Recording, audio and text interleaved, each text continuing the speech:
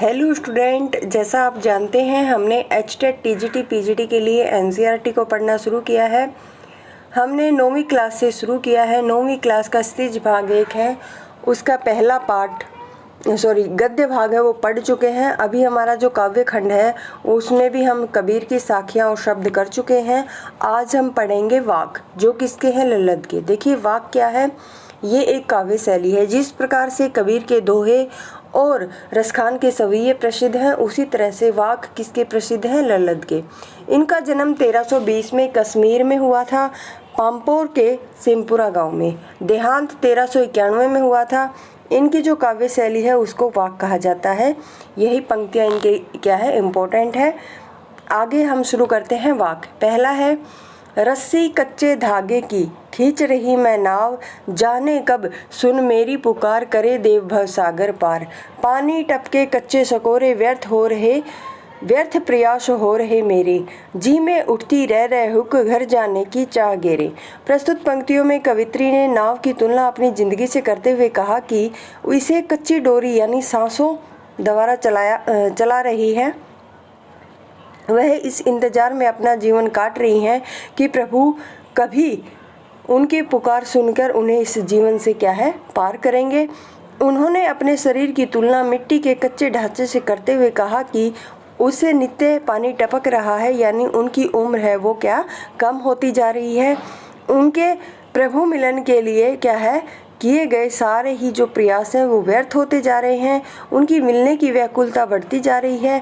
असफलता प्राप्त होने से उनको ग्लानि हो रही है। उन्हें प्रभु की शरण में जाने की चाहत क्या है? घेरे हुए है। खा कर कुछ पाएगा नहीं, न खाकर बनेगा अहंकारी। सम खा तभी होगा संभावी, खुलेगी सांकल बंद द्वार की। इन पंक्तियों में कवित्री ने जीवन में जो संतुलन है उसके महत्व को दर्शाया है। उन्होंने कहा कि केवल भोग उपभोग में लिप्त रहने से किसी को क्या है? कुछ हासिल नहीं होगा। वह दिन प्रतिदिन क्या है? स्वार्थी बनता जाएगा। जिस दिन अपने स्वार्थ को त्याग कर त्यागी बन गया तो फिर वो क्या है? अहंकारी बन जाएगा, जिस कारण उसका विनाश हो जाएगा।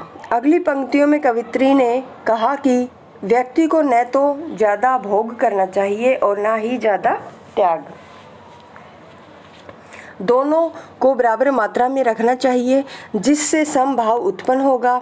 इस कारण हमारे हृदय में उदारता आएगी और हम अपने प्राय से उठकर अपने हृदय का द्वार समस्त संसार के लिए खोलेंगे। आगे है, आई सीधी राह से गई न सीधी राह, सुषुम सेतु पर खड़ी थी बीत गया दिन हार। जेब टटोली कोड़ी न पाई, मांझी को दूं क्या उतराई। इन पंक्तियों में कवित्री ने अपने पश्चाताप को उजागर किया है। अपने द्वारा परमात्मा से मिलन के लिए सामान्य भक्ति मार्ग को न अपनाकर हठ योग का सहारा लिया, परंतु वह अपने इस प्रयास में लगातार असफल होती रही और साथ में ही आयु भी बढ़ती गई। जब उसे अपनी गलती का एहसास हुआ तब तक क्या है? बहुत देर हो चुकी थी। उसकी जीवन की संध्या नज़दीक थी, अर्थात मृत्यु उनकी बहुत ही करीब थी। उसने अपने जीवन में कुछ नहीं पाया या कोई पुण्य कर्म नहीं किया और अब उसके पास कुछ करने का समय नहीं है। अब तो उसे परमात्मा से मिलन हेतु भक्ति भवसागर के पार ही जाना होगा। पार पाने के लिए परमात्मा जब उसे पार उतराई के रूप में पुण्य कर्म मांगेंगे तो ईश्वर को क्या मुंह दिखलाएंगे? यही क्या है? कवित्री सोच रही है। और उन्हें क्या देगी, क्योंकि उसने तो पूरी जिंदगी हठ योग में ही बिता दी। उसने अपनी जिंदगी में ना कोई पुण्य कर्म कमाया, ना ही कोई उदारता दिखाई। अब कवित्री को अपनी इस अवस्था पर क्या है? पूर्ण पछतावा हो रहा है, पर इससे अब कोई मोल नहीं, क्योंकि जो समय एक बार चला जाता है वो फिर वापस नहीं आता। अब पछतावे के अलावा वह कुछ नहीं कर सकती। आगे है, थल थल में बसता है शिव ही, भेद न कर क्या हिंदू क्या मुसलमान, ज्ञानी है तो स्वयं को जान, यही है साहिब से पहचान। इन पंक्तियों में कवित्री ने बताया कि ईश्वर हमारे कण कण में व्याप्त है। वह सबके हृदय के अंदर मौजूद है। इसलिए हमें किसी व्यक्ति से हिंदू मुसलमान जानकर भेदभाव नहीं करना चाहिए। अगर कोई ज्ञानी तो उसे क्या है, स्वयं के अंदर झांक कर अपने आप को जानना चाहिए। यही ईश्वर से मिलने का एकमात्र क्या है, साधन है। आगे शुरू होते हैं रसखान के सवैये। इसमें कवि परिचय देख लेते हैं। रसखान का जन्म 1548 में हुआ था। इनका जो मूल नाम था सैयद इब्राहिम था।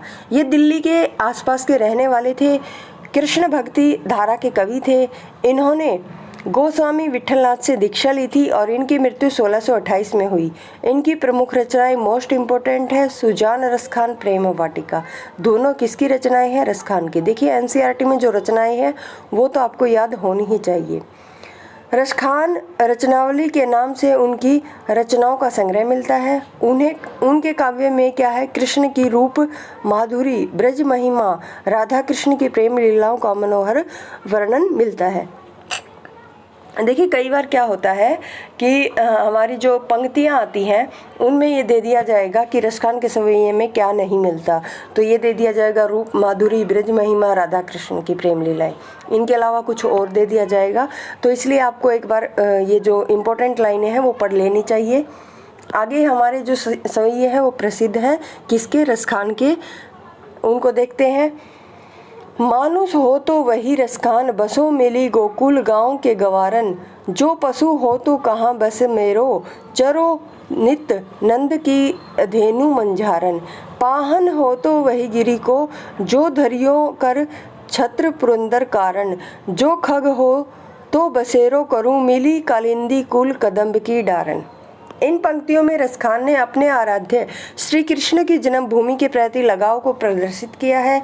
वे कहते हैं कि अगर अगले जन्म में उन्हें मनुष्य योनि मिले तो वे क्या है, गोकुल के ग्वालों के बीच रहने का सुयोग मिले।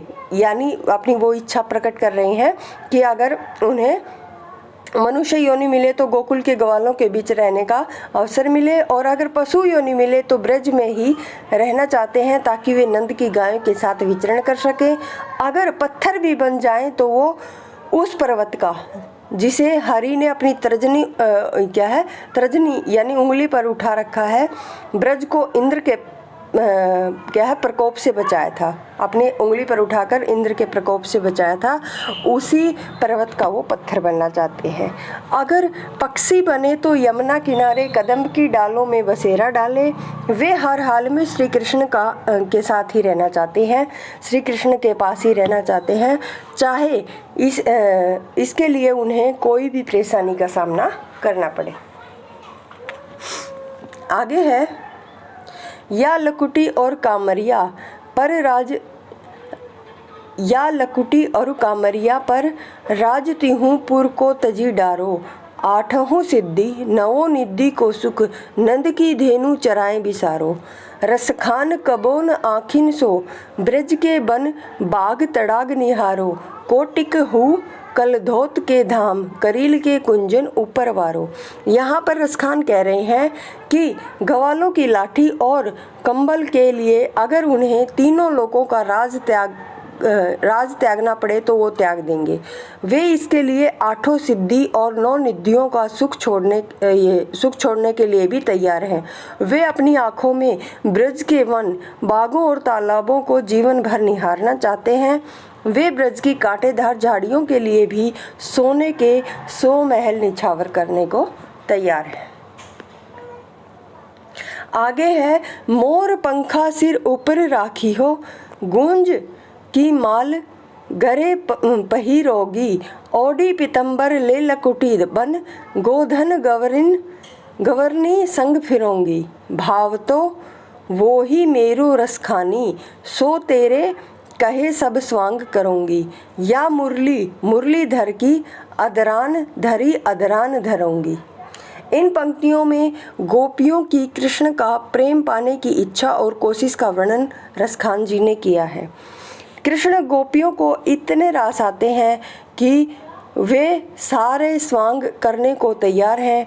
गोपियाँ कहती हैं कि वे सिर के ऊपर मोर पंख रखेंगी, गुंजों की माला पहनेंगी, पीले वस्त्र धारण कर वन में गायों और ग्वालों के संग वन में भ्रमण करेंगी, किंतु वे मुरलीधर के होठों से लगी हुई बांसुरी को अपने होठों से नहीं लगाएंगी। आगे है, काननी दे अंगूरी रही हो जब ही मुरली धुनी मंद बजे है, मोहिनी तानन सो अटा चढ़ी गोदुन गह पे गह, टेरी करो सिंगरे ब्रज लोगनी, कालही कोई कितनो समझे है, माई री वा मुख की मुस्कान, समहारी न जह न जह न जह। इन पंक्तियों में गोपियाँ कृष्ण को रिझाने की कोशिश कर रही हैं।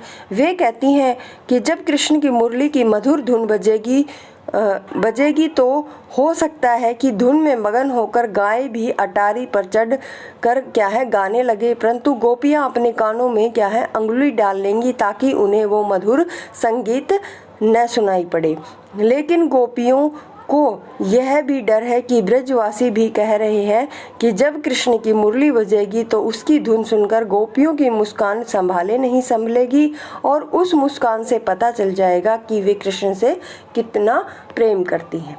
तो आज की क्लास में इतना ही करेंगे। आगे की जो कविताएं हैं उनको 2-2, 3-3 करके मैं जल्दी ही कंप्लीट करवा दूंगी। अगर आपको क्लासें पसंद आए तो चैनल को शेयर और सब्सक्राइब आप करना ना भूलें। धन्यवाद।